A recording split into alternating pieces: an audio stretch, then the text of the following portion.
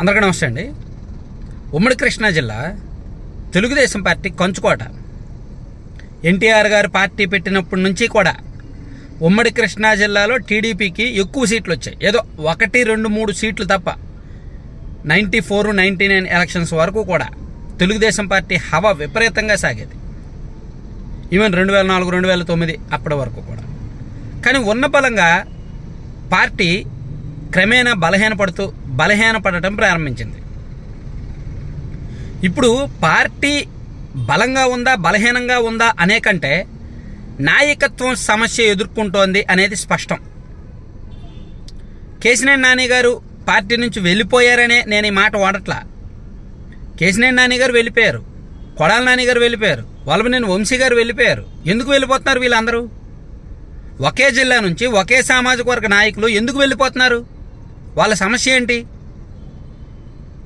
వాళ్ళు వెళ్ళిపోవడానికి మూల కారణం, ప్రధాన కారణాలను మనం అన్వేషిస్తే పార్టీ పెద్దలతోనో అంటే చంద్రబాబు గారు, లోకేష్ గారితోనో ఉన్న కయ్యం కంటే జిల్లాలో ఉన్న నాయకులతో ఉన్న కయ్యమే ప్రధాన కారణం, మొదటి కారణం. అది పార్టీ పెద్దలు పరిష్కరించట్లేదు కాబట్టి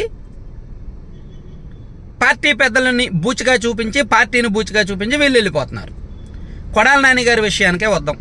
ఆయన 2004, 2009లో టీడీపీ సింబల్ నుంచి గెలిచారు. ఆయనకు దేవినేని ఉమాకు పడలా, ఆ జిల్లాలో చాలామంది నాయకులకు ఆయనకు పడలా. సో పార్టీ పెద్దలు కూడా అతన్ని కాస్త కార్నర్ చేయడం ప్రారంభించారు. అతను సరైన దారి చూసుకున్నాడు, టైం చూసుకున్నాడు. ఇంకా ఇలా కాదు, టీడీపీని మనం పట్టాల్సిందే అని చెప్పి పార్టీ మారాడు. పార్టీ మారి తెలుగుదేశం పార్టీని, ఆయన తెలుగుదేశం పార్టీ నుంచి బయటికి వెళ్ళినప్పుడు ఒక మేకు లేదా గుణపం మాత్రమే, దబ్బనం మాత్రమే. కానీ ఆయన ఇప్పుడు గుణపంలా మారాడు. ఆ నియోజకవర్గాన్ని తన కంచుకోటగా మార్చుకున్నాడు.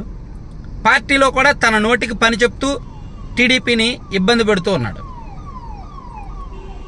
తెలుగుదేశం పార్టీని రెచ్చగొడుతూ టీడీపీలో కసి పెంచుతూ ఉన్నాడు ఆయన. సో ఆయన స్టైల్ ఆఫ్ పాలిటిక్స్ ఆయన చేసుకుంటున్నాడు.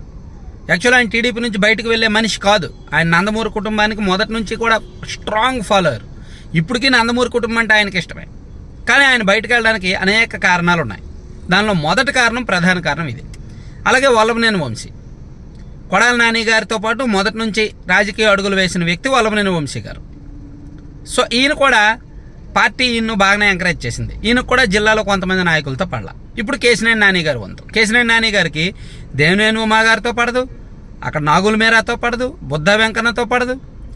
ఆ జిల్లాలో ఉన్న ప్రధాన నాయకులు ఎవరితో కూడా కేశినేని నాని గారికి పోసగదు. సో దీనికి కారణం పార్టీ మొదటే ఐడెంటిఫై చేసి, మొక్క దశలోనే ఐడెంటిఫై చేసి తుంచే ప్రయత్నం చేయట్లా. చంద్రబాబు గారు కానీ, లోకేష్ గారు కానీ తుంచే ప్రయత్నం మొదట్లోనే చేసుంటే ఇటువంటి స్ట్రాంగ్ లీడర్స్ బయటకు వెళ్లే వాళ్ళు కాదు. ఇప్పుడు కేశినేని నాని గారు ఆల్రెడీ ఎస్టాబ్లిష్డ్ లీడర్ అండి. 2 సార్లు ఎంపీగా గెలిచిన వ్యక్తి అండి. ఇప్పుడు మళ్ళీ కొత్త నాయకుడిని తయారు చేసి మళ్ళీ గెలిపించి ఆ బ్రాండ్ ఇమేజ్ క్రియేట్ చేయాలంటే కనీసం ఒక 5 ఏళ్ళు పడుతుందిగా. ఉండొచ్చు కేశినేని నాని గారికి ఆల్టర్నేటివ్గా కేశినేని చిన్ని గారు ఉండొచ్చు. కానీ ఆయన గెలవాలి, పార్టీలో పట్టు సంపాదించాలి, నాని గారు లేని లోటును పోడ్చగలగాలి. ఇప్పుడు కొడాలి నాని అండ్ వల్లభనేని వంశీ గారిని పక్కన పెట్టేద్దాం. ఆయన చాలా తప్పు చేశాడు, తేరుకోలేని తప్పు చేశాడు. కానీ కొడాలి నాని లేని లోటు ఇప్పటికీ కృష్ణా జిల్లా టీడీపీలో కనిపిస్తోంది. ఆయనకు ధీటైన నాయకత్వం ఇప్పటికీ తెలుగుదేశం పార్టీ తయారు చేయలేకపోయింది. వల్లభనేని వంశీ గారికి ధీటైన నాయకత్వం తయారైందని అనుకోవచ్చు. కానీ కొడాలి నాని గారికి ధీటైన నాయకత్వం కృష్ణా జిల్లా టీడీపీలో ఉందా? సో అలాగే ఇప్పుడు కేశినేని నాని గారికి ధీటైన నాయకత్వం కృష్ణా జిల్లా టీడీపీలో ఉంటుందా? ఇల్లే కాదు, గతంలో తెలుగుదేశం పార్టీకి పనిచేసిన పెద్ద పెద్ద నాయకులు కూడా తెలుగుదేశం పార్టీ నుంచి బయటకు వెళ్ళిపోయి టీడీపీనే టార్గెట్ చేయడం మొదలుపెట్టారు. ఇక్కడే వానమాలు దిద్ది వీళ్ళకే తిరిగి వానమాలు నేర్పించే పరిస్థితికి వస్తున్నారు. సో అది చంద్రబాబు గారు నిర్లక్ష్యం, టైం పెట్టకపోవడం, సీరియస్గా తీసుకోకపోవడం, పార్టీలో నాయకత్వం చేజారుతున్నప్పుడు వెళ్ళిపోని అని మూలాల్లోకి వెళ్ళకపోవడం బహుశా ఈ సమస్యకు కారణమేమో. ఇప్పుడు అంత కృష్ణా జిల్లాలో తెలుగుదేశం పార్టీ బలానికి ఎక్కడా ఢోకా లేదు. కార్యకర్తల బలం పుష్కలంగా ఉంది, సంస్థాగత బలం పుష్కలంగా ఉంది.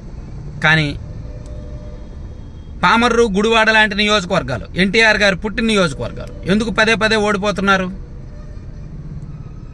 అనేది అన్వేషించుకొని సమీక్షించుకుంటే రేపు పొద్దున అదే పరిస్థితికి గన్నవరం, విజయవాడ ఎంపీ లాంటి సీట్లు వెళ్లకుండా ఉంటే అదే 10,000 టీడీపీకి. Thank you.